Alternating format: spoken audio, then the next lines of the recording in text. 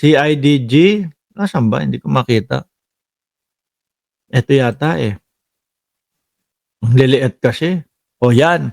Jesus Palsis. O, Jesus Palsis. Lakihan ko para makita ko. Breaking cut news daw. Breaking cut news.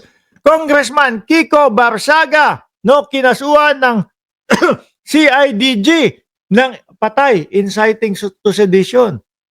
Mukhang ano to, mukhang walang piyansa pag ganito. Inciting to rebellion, the long arm of the law takes long, but it catches up. No, freedom of speech in sacred, but it is not absolute. Sabi ko sa inyo, mga boss Chipamo, sir, nung mga nakaraan, sigaw ng sigaw si Kiko Barsaga. Kung ano-ano po yung mga sinasabi.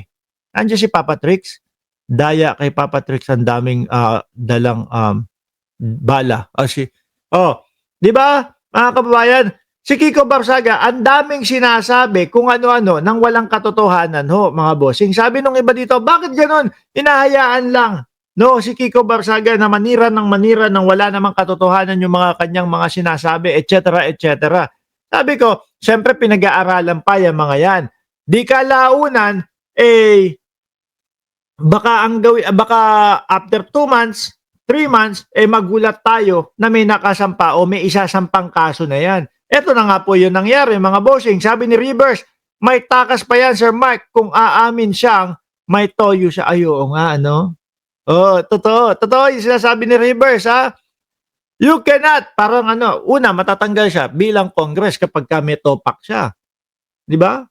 Pangalawa, mukhang lulusot doon sa kaso kapag inamin niya na may topak siya. You cannot be a congressman of a Republic of the Philippines and call for the breakup of the Republic by promoting the secession of Visayas and Mindanao. Ikulong na yan at i-expel as congressman para hindi sayang ang 300,000 plus na taxes namin. Tapos kapag dumaan kayo sa Facebook ni Kiko Barsaga, no, yung mga pera nakaganon, no, ginaganon po. Sabi ko, grabe naman itong congressman na ito. Pero parang may topak po talaga. Ayan, mga bossing, yan yung kopya.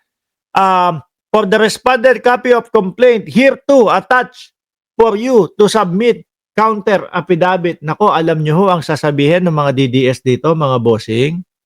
Sinisikil na naman ang karapatan ng mga DDS. Ganyan na naman po ang sasabihin niyan, no?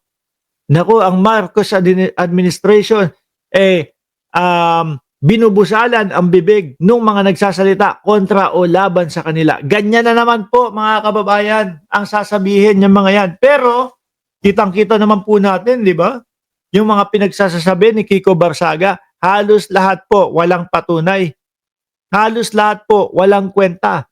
Pati nga po yung DND na niya na binanatan niya na Pati po yung pati po mga kababayan yung pandagat po natin. Sinabihan niya na sayang lang daw po ang pasweldo doon sa mga doon sa mga PSG, PCG, Philippine Coast Guard.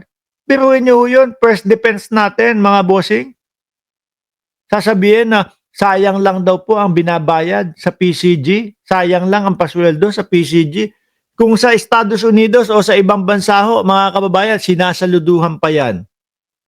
Hindi, ito, congressman pa, siya pa mismo ang nag-uudyok sa mamamayang Pilipino nung mga paghiwalay ng Mindanao o ng Visayas. Kung tatanungin natin, yung karamihan ng mga nakatira dyan, baka ayaw nilang humiwalay. Diba? Siyempre, Pilipinas yan eh. Diba? Baka yung mga DDS lang ang gustong humiwalay.